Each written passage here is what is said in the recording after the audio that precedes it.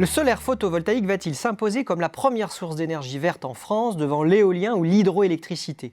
Elle est en tout cas promise à un bel avenir selon l'étude Xerfi Precepta. Sur fond de prise de conscience écologique, cette filière se révèle de plus en plus compétitive. La dernière PPE, pour programmation pluriannuelle de l'énergie, a également entériné un changement d'échelle avec un doublement des volumes d'appels d'offres sur la période 2019-2023 par rapport à 2017-2018. Les nouvelles capacités installées annuellement devraient ainsi passer d'un peu moins de 900 MW en 2018 à plus de 3000 en 2023. Mais si la croissance semble assurée, comment se concrétisera-t-elle et à quel rythme? Car entre le photovoltaïque résidentiel, les centrales sur grande toiture et les grands parcs au sol, tous les segments ne sont pas logés à la même enseigne. Côté offreur, la concurrence s'accélère sur l'aval, maillon clé du marché français. Les géants français de l'énergie, EDF, Engie et Total, cherchent à la fois à développer leur production d'électricité verte et à assurer leur transition vers un marché beaucoup plus décentralisé, intégrant autoconsommation, contrats privés d'achat d'électricité, PPA, et communautés énergétiques locales. De leur côté, les spécialistes des énergies vertes comme Neoen, Reden Solar, Tenergy ou CVE affûtent leurs armes pour monter en puissance, fort du soutien des fonds d'investissement sensibles à la régularité des revenus générés par un parc photovoltaïque.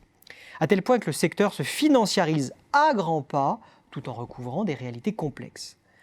L'autre tendance lourde, c'est le mouvement de concentration. Les 15 premiers intervenants détenaient ainsi 38% des capacités photovoltaïques fin 2018. Et cette part progresse d'année en année. Il y a deux raisons à cela.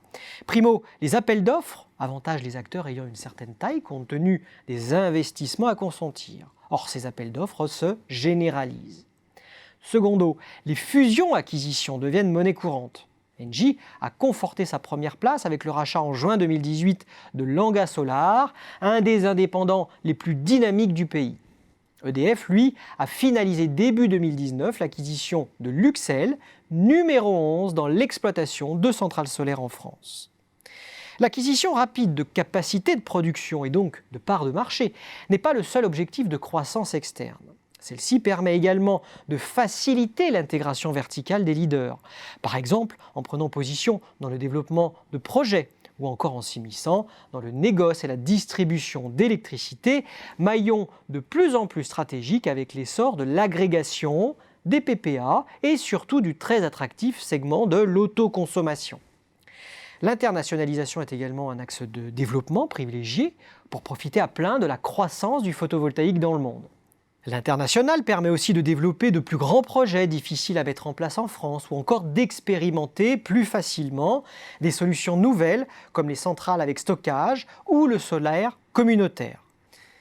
Et comme le foncier demeure une ressource rare, la filière du photovoltaïque innove pour installer des centrales solaires autrement. Je pense à des systèmes flottants situés sur des retenues d'eau, voire même en mer.